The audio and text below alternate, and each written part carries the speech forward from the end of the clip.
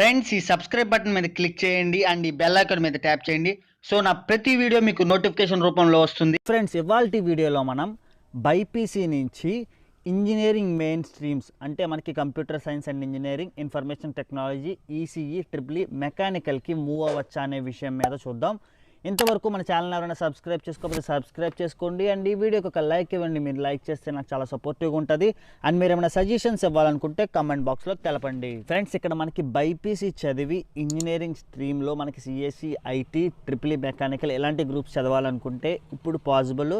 కాకపోతే కొన్ని కాలేజెస్లో మాత్రమే మనం చదవగలము. చెన్నైలో ఉండే కొన్ని కాలేజెస్ గవర్నమెంట్ నుంచి పర్మిషన్ అయితే తెచ్చుకున్నాయి. కొన్ని ఎక్స్ట్రా ప్రీరిక్వసైట్స్ యాడ్ చేసి వాళ్ళకి ఏంటంటే CSC, IT, triple E, mechanical ఇలాంటి గ్రూప్స్లో మనకైతే అడ్మిషన్ అయితే ప్రొవైడ్ చేస్తున్నారు. ఫ్రెండ్స్ మీకు కనుక అలాంటి యూనివర్సిటీలో అడ్మిషన్ కావాలి అనుకుంటే డిస్క్రిప్షన్లో ఉన్న నెంబర్కి అయితే మీరు మెసేజ్ చేసి మేము బైపీసీ స్టూడెంట్ అని చెప్పండి. సో మీకు ఏ కాలేజెస్ అంటే మనకి చెన్నైలో ఉండే సవితా కాలేజ్ అండ్ కొన్ని కాలేజెస్ అయితే ఉన్నాయి. సో ఆ కాలేజెస్లో మనకి ఏంటంటే బీటెక్ అడ్మిషన్ అయితే ప్రొవైడ్ చేస్తున్నారు అండ్ మనకి అక్కడ మంచి ప్లేస్మెంట్స్ కూడా ఉన్నాయి.